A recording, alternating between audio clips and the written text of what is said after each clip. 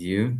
And this translation is also about some my notes about graph theory and some interesting how can I say, applications and some directions on about how to look at the group theory from different perspective, particularly about graph theoretical perspective, and moreover about um, how can I say different view on about commutativity and being non-commutative, and how does it can be represented topologically. That's some fancy names, but you will see during the translation. Yeah, first of all, let me show my screen. 1 minute.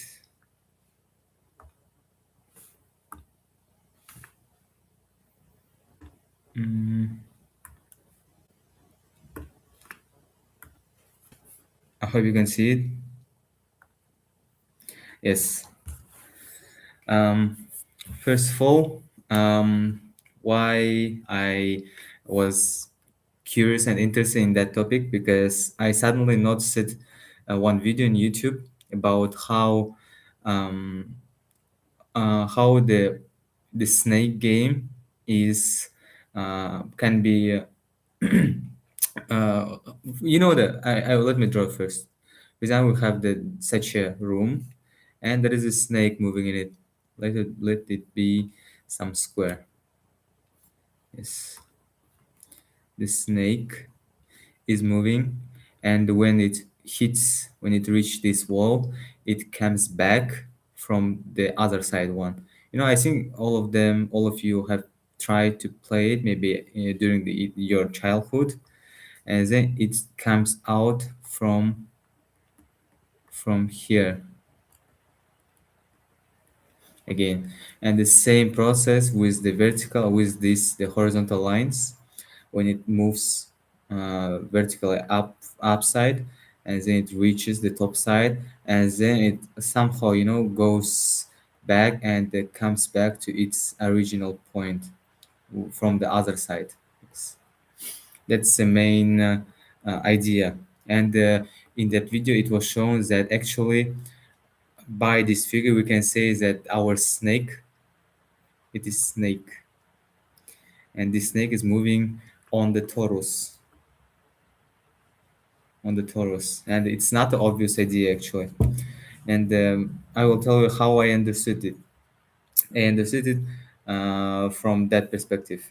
You have that room, it'd be like this, much smaller, and then we can simply glue the sides, which are somehow, when between these two vertical walls, the sides of this rectangle, when they are somehow connected, there is some, how can I say, some portal between them. So we can just glue them this side and this side, and then by this process we will get the cylinder, which has no roofs, I would say. Yes, yes, this is my cylinder. Yes. Yeah, these sides are red. Okay, let's be the one side is red, but others are still the black one. Yes, and then the same process, the same thing can be said to these two horizontal lines, that they are also somehow connected because there is a somehow portal between them. How the snake can travel, can switch from with these walls, roof, and the floor, and then we can continue to our cylinder until by connecting these two sides. And that's important to know that in that figure, in that game, the snake doesn't change its orientation. By that I mean, for example, if it's coming out from here, it comes out from the just how can I say, from the just like a reflection, and it doesn't how can I say, doesn't move it along some another axis. For example, it might happen that it comes out from here. Let be some the axis of symmetry, and then when it comes comes this wall, and it doesn't appear from this side. It just appears from that line, which along which it's moving. Yes, that's the main point. And so we can set some direction. What I'm telling what's was said in that video. We can set directions that they are uh, similarly oriented. I don't know how to say in English. They are similarly orientated. Yeah, orientated. Yes, and they are to these two horizontal sides too. So we can say that they are similarly oriented, so we can glue them without any twisting sides. And these blue sides also, they are similarly orientated. Yes, so we can just say it goes like this and it goes like this. So they are similarly orientated. And then again, we can connect it and then we will get the torus. Let me draw this black pen. This is our torus. And this circle, it is this blue sides, and this the red one, this is the bigger circle on the torus. So actually, our snake is moving along the torus by these two circles, actually. And I found it really fascinating because I've never thought about it. I just thought that it's just kind of interesting to play it. But I found it really fascinating, and moves like this, for example, and like this. Yeah. And then I suddenly recall the moments that we learned in our group theory class, in our algebra class, about Kelly table, operation table of the part some group. And then I was thinking about it. Wow, maybe we can do the same thing with them because it looks similar, you know. Yes, that's just our snake moving on the torus. We made a point, so let's continue. Um, yes, I think we can continue then.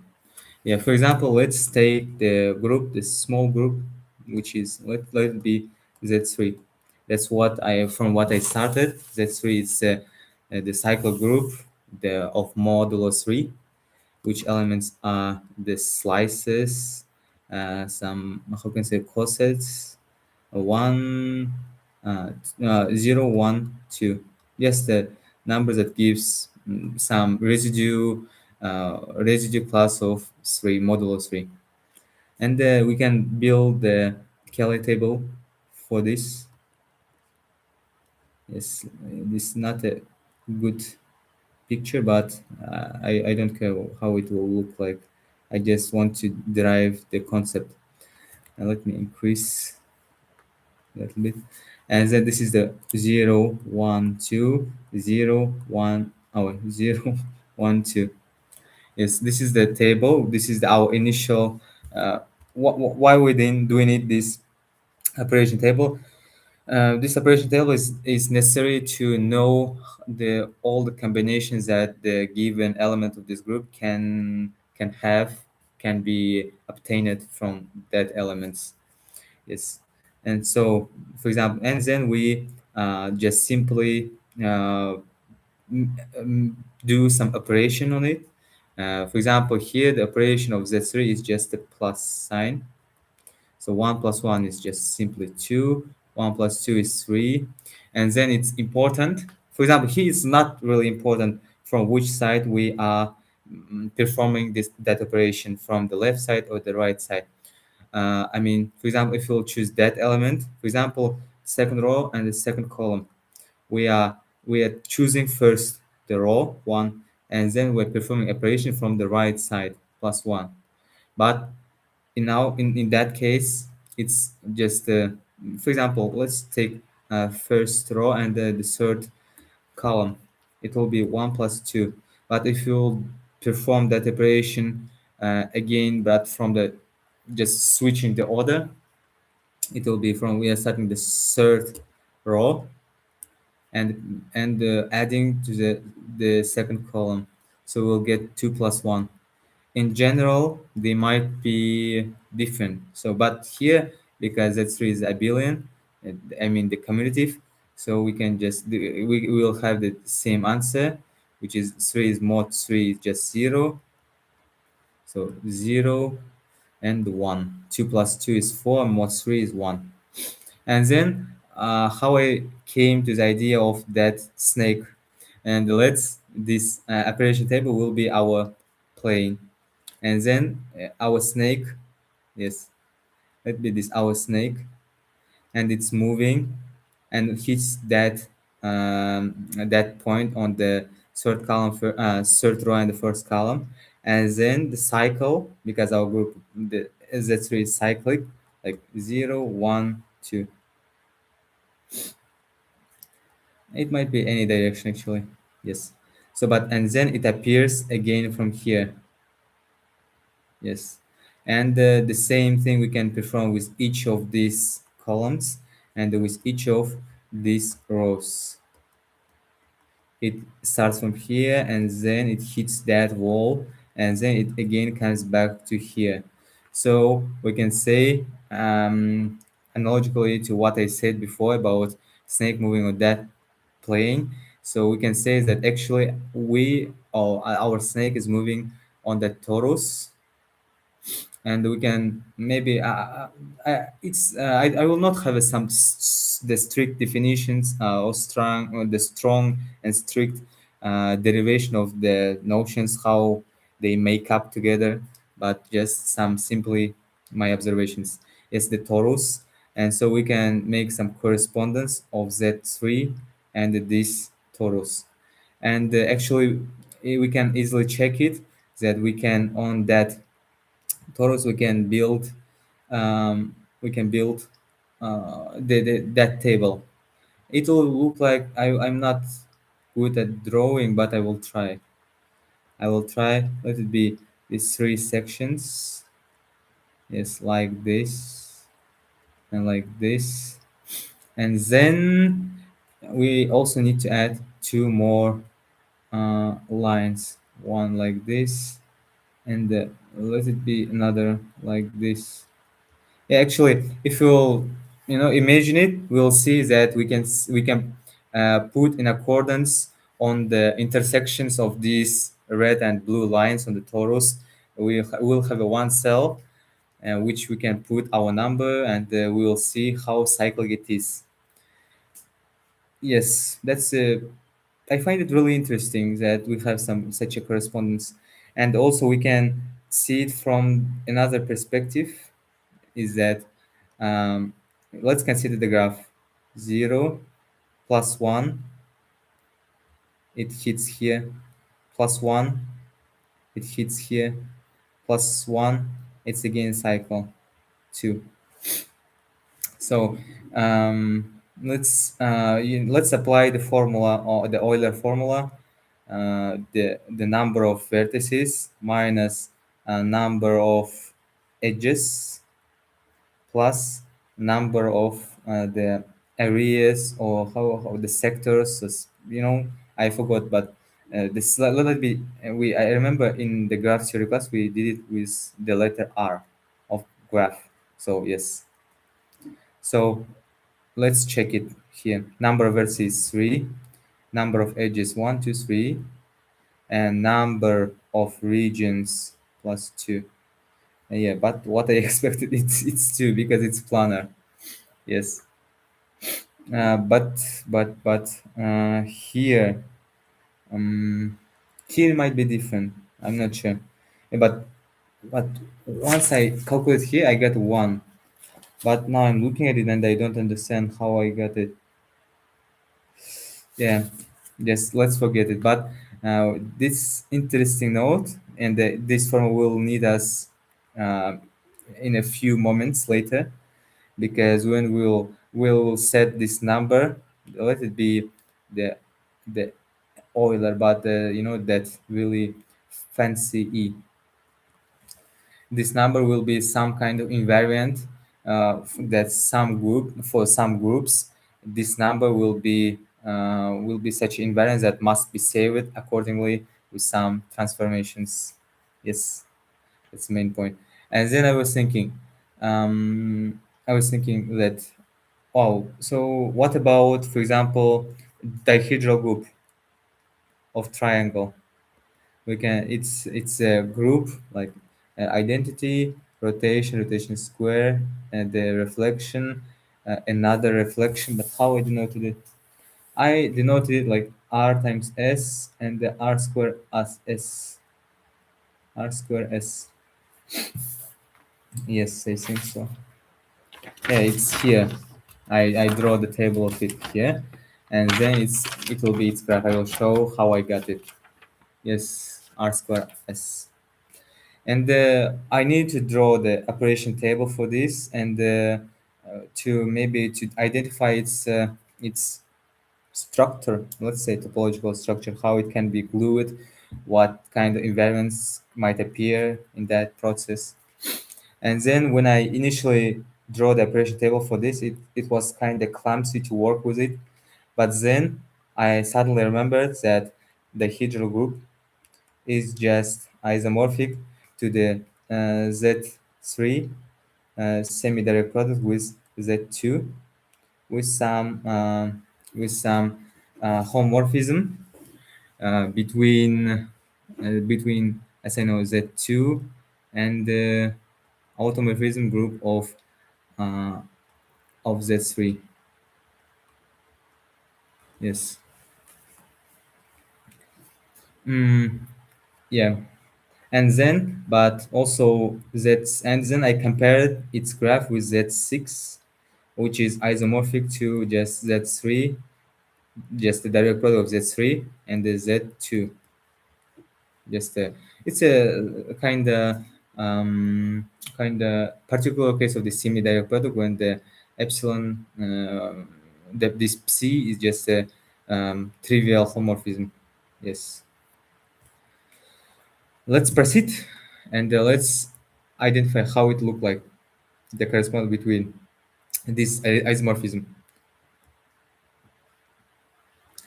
And let's continue. Um, Let me show you first how we can identify the semi-direct product. Z3 semi-direct product, psi and Z2. And then we define psi as Z2 homomorphism to automorphism group of Z3. We can the how many automorphism have Z3, because elements of Z3 is 0, 1, 2. We can, let's not put the bars, just will take in mind that it's not the numbers but some slices, let's say. Yes, one of the automorphisms is identical, which preserves the elements, and one of the automorphisms is so identity automorphism, identity. And also there is, let it call phi, which just simply swaps these two elements, swaps these elements, so we'll obtain 0 to 1. Yes, I think it will be tuple, which because the order is important. Yes. And why there is no other automorphism, we can check that because psi is homomorphism, and it must send the 0. And because automorphism is also the isomorphism of the group to itself, so it must send 0 to 0. So we can just play with other elements except 0, the identity element of that group. So this is just what we have, the automorphisms. So it just sends the 0 to identity.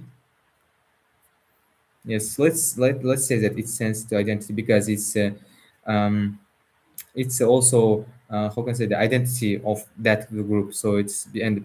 C is a homomorphism, so it must be so. Yes, must be like that. And and let it be C0. And also it sends 1 to phi, and which is C1. And how it will look like when the Z2 acts on the elements of Z3. So 0 acts on, for example, 0, it will be psi 0 of 0. So because psi 0 is identity, and it identity automation, so it sends 0 to 0, and the 0 acts on 1, and it's also identity. It will be 1 0 2, and the sense of psi 2 2 2. Yes, sense 2 2 2. Yes, sense 2 2 2. Yes, and the 1 acts on 0. It will get psi of 1 to 0, and the psi of psi is just homomorphism, and the 0 is identity element of z as z3, so it must send to 0. And 1 acts on 1 will get 2, because as I said here, it just swaps the order. It sends 1 to 2, and sends 2 to 2. Yes, it sends 2 to 1. Yes. Yes, this is our this homomorphism C.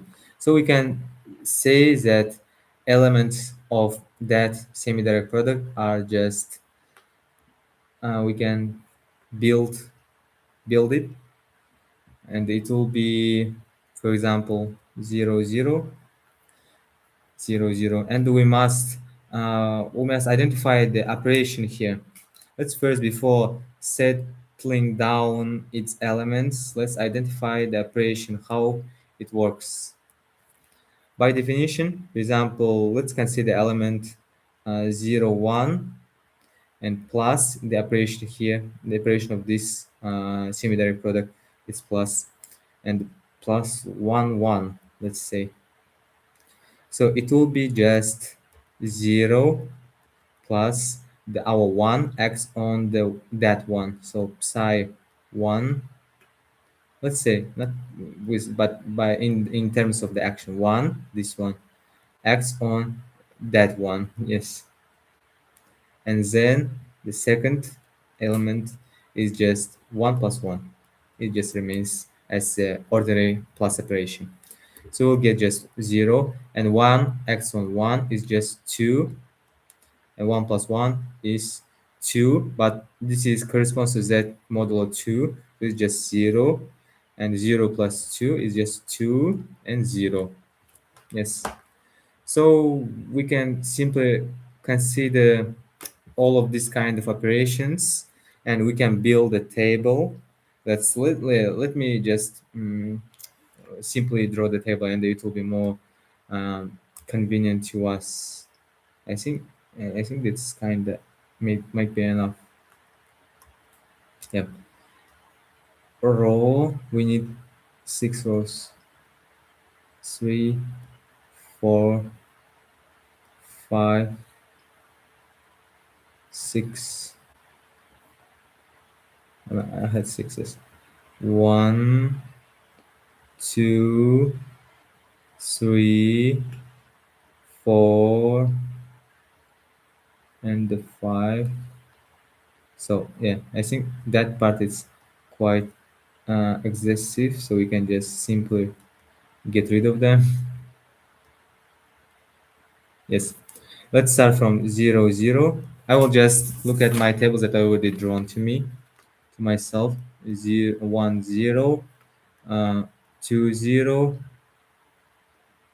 2, and the 0 1 1 1, and the 2 1, and the same to the first column, 2 0 1 0, 2 0, 0 1 1 1, and 2 1. Yes, and let's calculate 1. For example, I will show some few examples, and then I will just continue to not take a long time about the calculation all these cells here. It's 0 1 plus 0 1. It will be 1 plus 0 acting on 1. 0 corresponds to the identity automorphism of z z3, so it's just 1 plus 1. and 0 plus 0. So it's just 2 0. It will be 2 0. And then, for example, 1 1 0 plus 2 0. It will just 0 and 0 because 0 acts on 2. It's 2 and 1 plus 2 is 3. Mod 3 is 0 and 0 plus 0 is 0. So just identity element. Yeah, let's check that 0 0 is identity element. It's really easy without even doing calculations because this 0 is identity automorphism, so it just sends element to itself, and the this 0 here is also identity of Z3, so it just everything remains the same. So we just don't need to over calculate, so we can just say it's an identity element of that semi direct product. Yes. So I will just then continue 1 1 2 1 and 0 1 0 0 1 0 2 1 0 1 and 1 1 and 2 1 1 1 0 0 and let's 0 0 and wow 0 0. Oh no no no. Oh yeah yeah. I'm right. Yes. 2 0 and then 1 0 2 0 1 0 2 1 and 0 1 1 1 0 1 2 0 1 0. Yes, that's our table. At the operation table, the Kelly table of Z3 semi-direct product Z2. And by that, we can already perform, by looking at it, we can already see that it's isomorphic of the table to these three, of these three, the hydrogen group of triangle. We can just say it's the identity and this R square S RS R square S, and then here the same R square S RS R square S. Yes. So we can already, you can verify it yourself by checking. So it's just isomorphic to these three. And then I consider it, and then we can also consider the table of Z6, which is isomorphic to Z3 direct product Z2. And I will not draw it because it's really easy to do it. So yeah, I will not do it now. And then let's continue here. And we can say, for example, Z6 can be represented as a generated by its elements of 0 1 and 1 0, and here there's some relation on that generating set. It just trivially sums up the elements, by this the elements of this generating set. So you can will not write it down because it's trivial. And but also it can be seen as the Z6 might be generated by 1 1. Oh, okay, let's say not Z6. First, it's Z3 times Z2, which of course isomorphic to Z6. Yes, it will be more correct way to write down. Yes, and this already what this thing tells us. Let's do it first, and let's have a triangle. And this triangle, it's the most powerful tool that I recently find out. Yes, and the inside of this, let's draw another triangle like this. Yes, and we have 6 points which correspond the 6 elements of that group. We can write it down. It will be correspond to, oh, it will be not really good picture. Yeah, let it be bigger. Let's do a bigger one. So everything will sweet in there.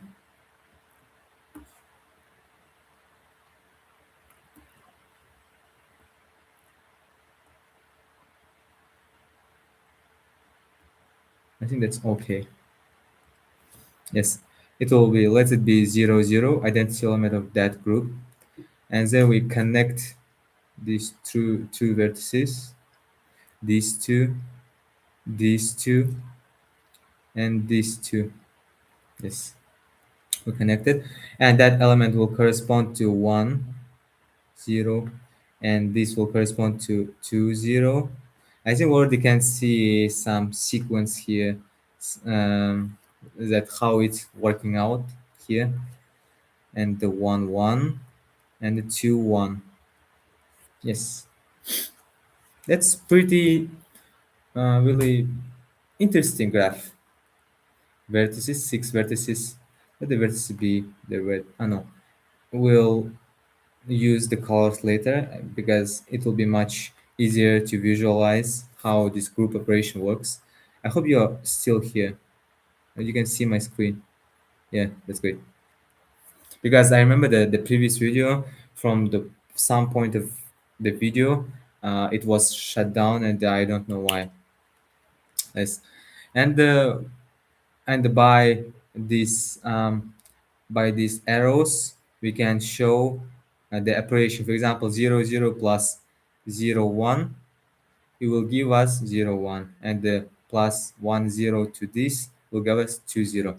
So by this the black arrows will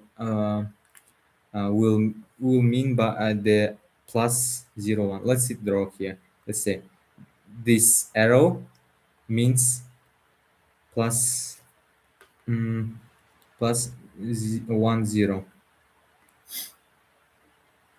And again here, if we'll draw like this, the arrows, so we got the directed graph. And it's actually not fully directed graph. We can also set some direction to here, and we can set it. Let's say that the red one will be operation of plus 0, 1. Yes, we can say, but we know, and we can also say that this red arrow is the same as this green arrow, which is inverse of it. Let's say why because the minus, the inverse of the element of 0, 1 is just itself plus 0, 1. So these are, let's say, equivalent or the same or the equal. Yes, so it's better to not overload our picture. That's why I'm not planning to mean to draw it here. Let's just keep in mind that there is some arrows, and we'll choose such arrows that is convenient to us in the future. Yes. And then we can already see that the inside triangle is just a subgroup of Z3, Z2 generated by element 0, 1. And we can also see, but this is abelian group, so just it's a normal subgroup of Z3, Z2. Yes. And the this outer triangle generated by element 0, 1. It's also normal subgroup of Z3 times Z2. Yes, and they are similarly orientated. So let's, because let's think about this graph as some figure, and it's a figure, yes. And we can see that we can set one orientation which will suit to the each part of that graph. So we can say that this graph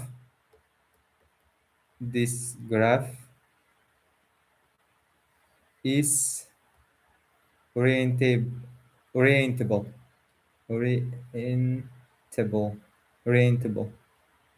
Yes, I'm not sure about spelling. Ori, a, orient, orientatable, orientable. Let's it be orientatable. Yes. In Russian, it will be orientirume. So I don't know the how to say in English. Orientable. Yes. So we can already make some notes that the the graph of this, it's as I yesterday just checked this kind of graphs. It's called Cayley graph. But that's interesting that when I was drawing it, I was not aware of it. And so, but it turns out that there is special also this kind of calligraphs that um, helps to visualize the group structure, graph theoretically or even topologically. Of course, we can think about this as also some topology. Yes, there is no restriction about that. So it's orientable because there is one orientation each for each how can I say subgraph. Let's say yes. And why it's orientable? Because, for example, this triangle have the same orientation with that outer triangle, and also we can connect. We can split this rectangle into two triangles, and we can set the similar orientation to it. For example, let's choose. Let me firstly find it. Uh, yeah, let me, for the convenience, say that how this isomorphism of Z6 and Z3 is putting, it's put. And so 0 corresponds to 0, 0. 1 corresponds to, where is it? We can say that 1 corresponds to 1, 1. 2 corresponds to, here it should be 0, 2.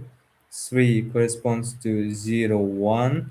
4 corresponds to 0, 1, 0. 5 corresponds to uh, 2, 1. Yes, yes. So we can see also, we can perform the vector addition. I call it vector addition. We can from 0 come to 1. So it corresponds to this, like this. Let it be, much accurate, like this. And then from 1 to 2, from 1, 1 to 2, 0, like this. And from 2, 0, from 2, 0 to 1, 0, like, I mean here. From 1, 0 to, from 0, 1 to 1, 0. Yes. Okay, no. Yeah, let's set them here, like this. And from that point to the 2, 1. Yes. Let's see the whole picture. And from that point to the 0, 0. Yes. Whew. And yes, if we can set the direction to them. Oh no. Yes. Picture. And from 0, 0. It's not a good picture. Will be 0, 0. It must go here.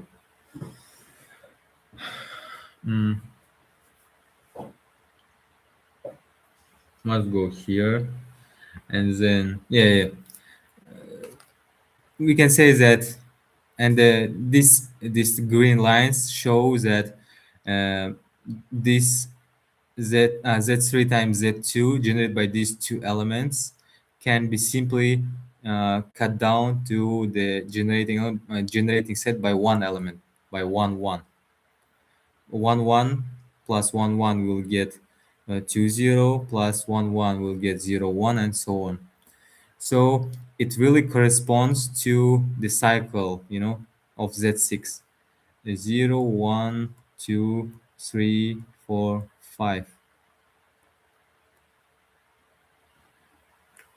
Yes, by let them be green. Yes,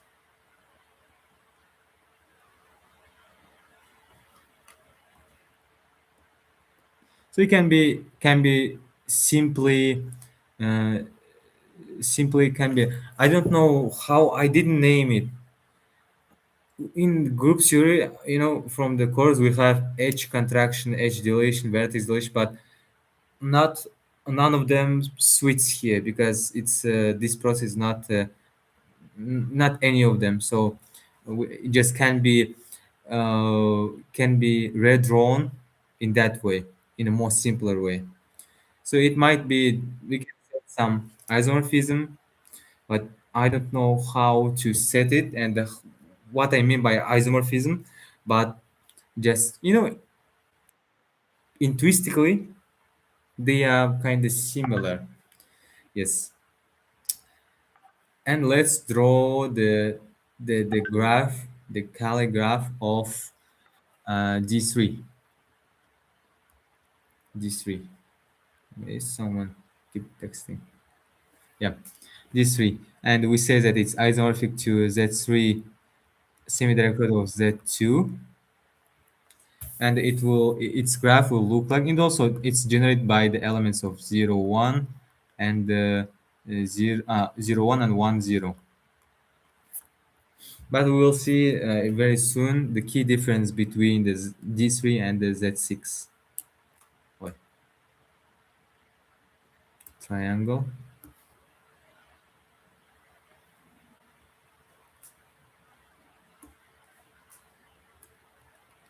and inside one triangle. Yes, and then we'll do the let's say these two graphs are the same in the non-orientated version, but we'll see if if we will now draw the direction, we'll see that the key difference between them. Yes, the same here. It will be element 0 0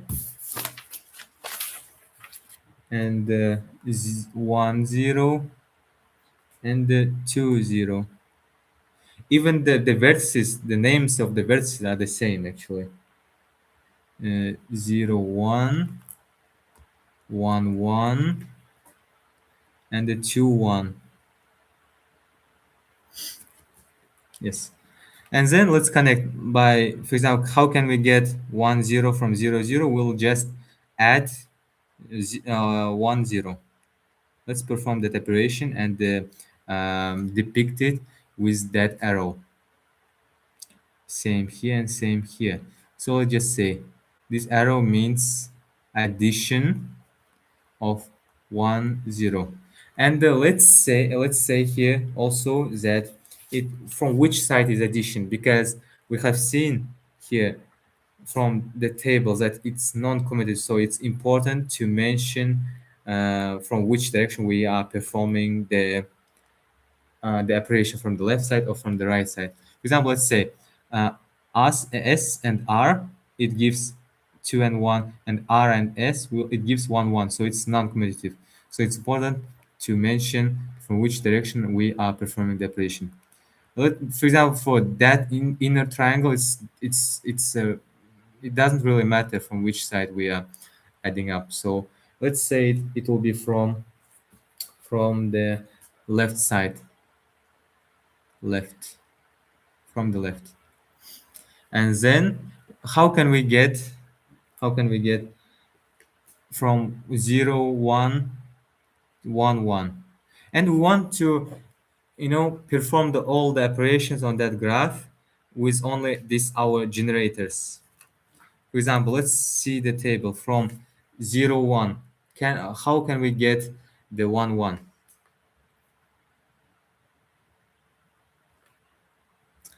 0 1 and 1 1, we can get it from adding from the right side to 0. um what I said here, sliver, yes, sliver. Or it's just, we can also say, for example, if we consider rs, we can get 1 1 from 1 0. Yes, no, wait a minute. From 2 0 we can obtain, let me see the graph one more time. We can obtain 1 1 from 2 1 by adding 0 1 from the right side. From the left side too. Yes, from the, let it be, so the red arrow will mean plus 0 1 from the left.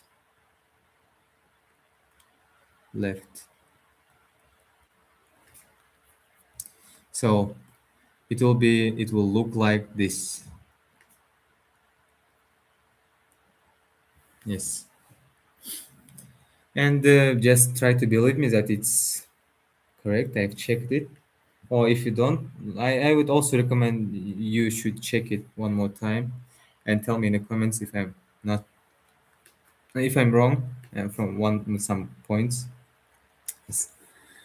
And we already can see that inner triangle and outer triangle are really similar but not the same, because they have the different orientation by performing the same operation. We have the same operation, but we have the different orientation. It means that this graph is non-orientable. This graph corresponding to that symmetric product, or the D3 graph, is not, let me write it down in with red, so to emphasize the importance of this non-orientability. Non-orientable.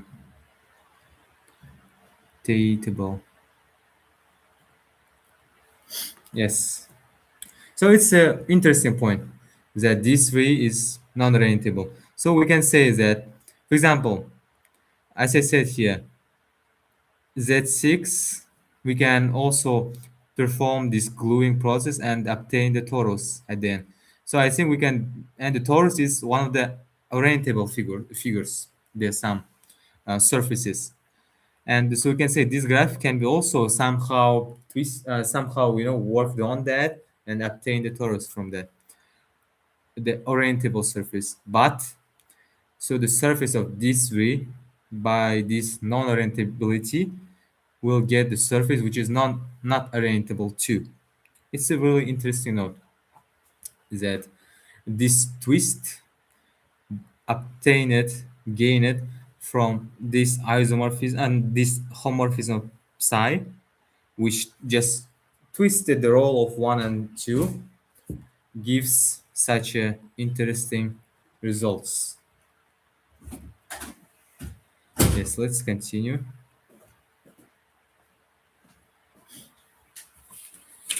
And I also write down here some interesting notes about this. The first one, what I want to say. Yes, D3 is non-orientable, is not orientatable, table, and Z6 is orientatable or orientable. Yes.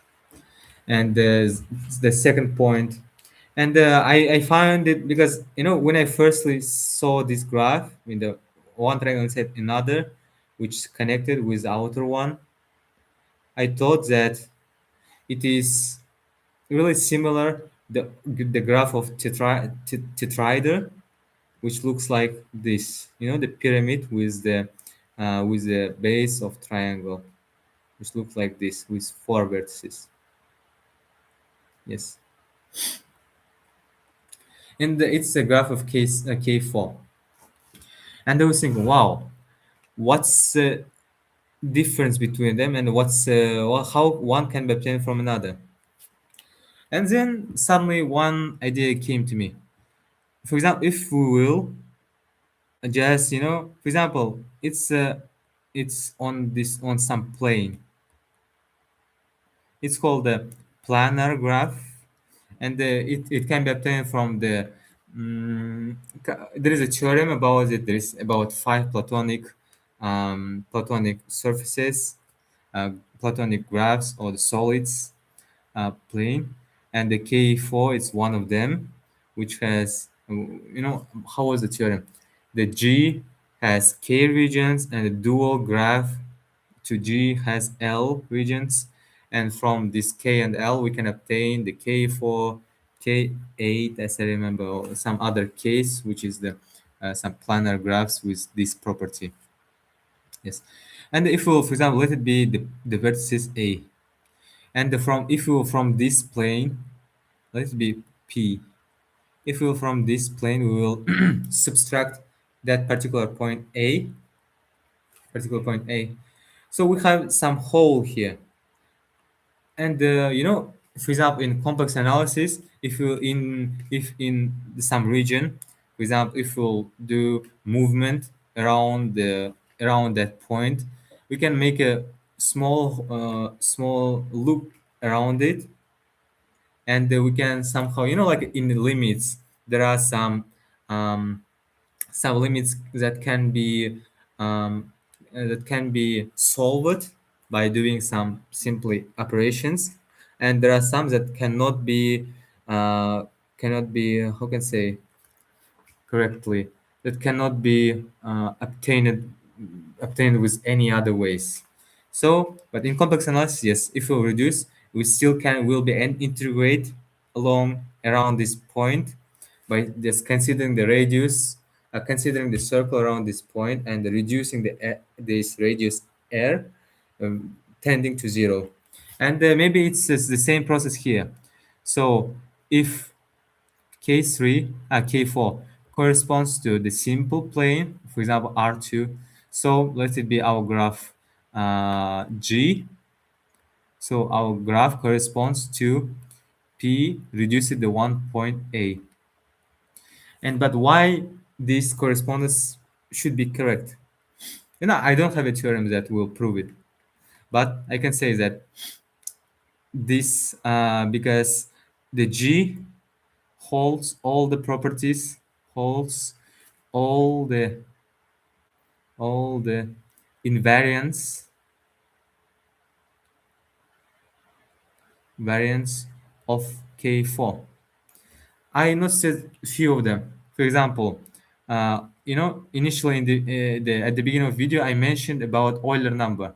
Where was it? Yes, Euler. This the cursed or curved E, the really beautiful E. So it keeps, let's in the brackets, it uh, keeps this value of E, and also it keeps eccentricity, how the vertex is connected. So we just simply blown up that the point A, and we obtain this triangle.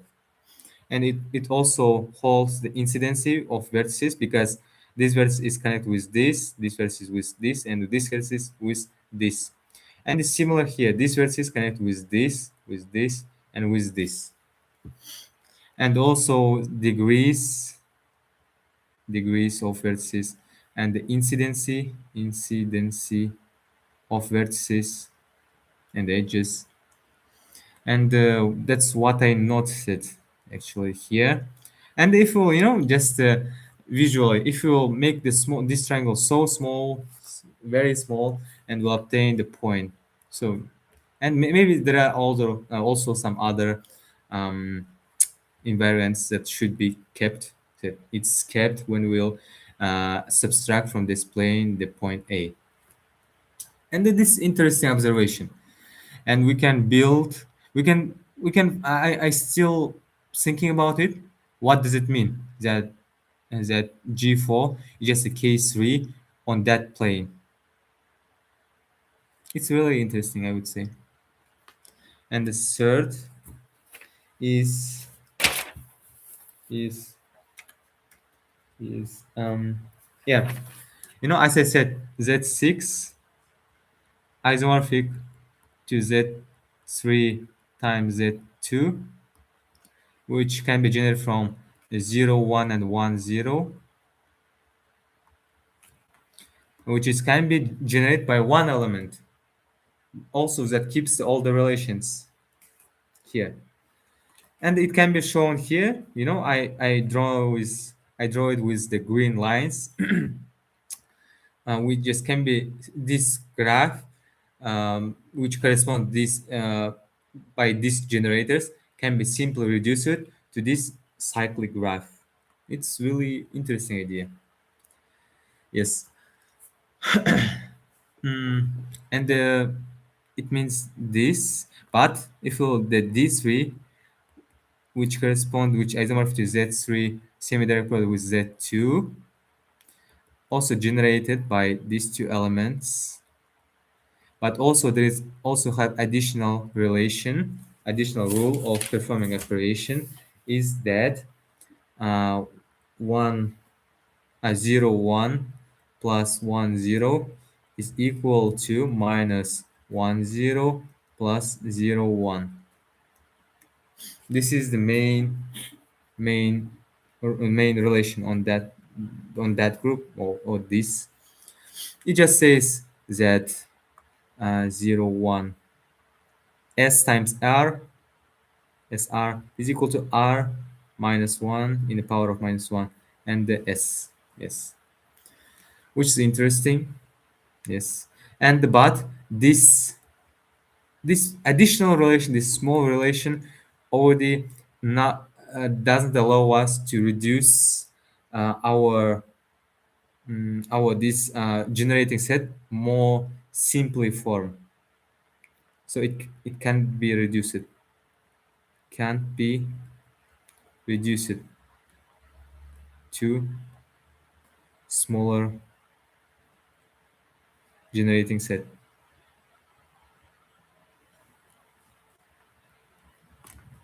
Yes. Huh. That's pretty interesting, I would say. Yes. Actually, that's what I wanted to say. That I have some hypothesis about that non-commutative groups have some twists, or which will give us non-orientability, and and also like correspond between the graphs and the groups, and what one can tell about another. That's interesting. And also and also, what I want to say about Hamiltonian paths. For example, let's see here. If we move from this point to this, and can we find Hamiltonian path cycle?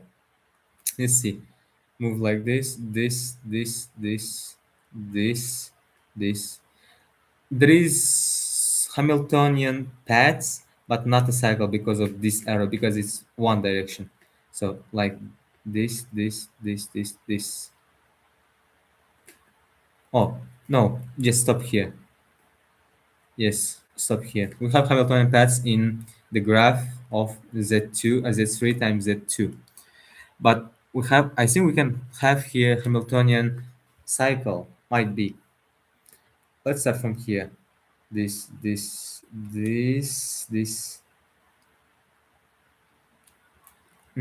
have Hamiltonian cycle, yes. In this we have Hamiltonian cycle, which is interesting. I don't know what ideas does it bring, but interesting note. And I think from the any vertex we can find Hamiltonian cycle. Like if we'll start from that vertex, move around, and we came back, and we'll consider these edges as two orientation. That it has two orientation, as you said here. For example, here too, it's that it's just, for example, let it be green. This green arrow will mean the plus plus 0 1, but it's just it's equal to minus 0 1, so it doesn't matter, the same thing as here. So we just, it doesn't matter we'll draw it or not, because it's okay, it's true for two directions. So we'll just think about it as it has two arrows from two sides. Yes. So from the universe we start Hamiltonian cycle in the graph of Z3 semi-direct product of Z2, which is interesting. And that's, I think that's all for what I wanted to say here. And from the for the smaller groups, the drawing the graphs might be easy and might be helpful, but my goal is to be able to make it more general algebraically. And that's interesting. For example, some group with its generating set and some relation on it, and to study the group, not algebraically but geometrically, or the graph theoretically, and maybe we can find some interesting ideas from that perspective. Yes, that was my video for today. Oh, yes, I will. Yes. And thank you for your attention. I hope you enjoyed. And please comment the video if it was informative and interesting for you. And thank you very much. Bye bye.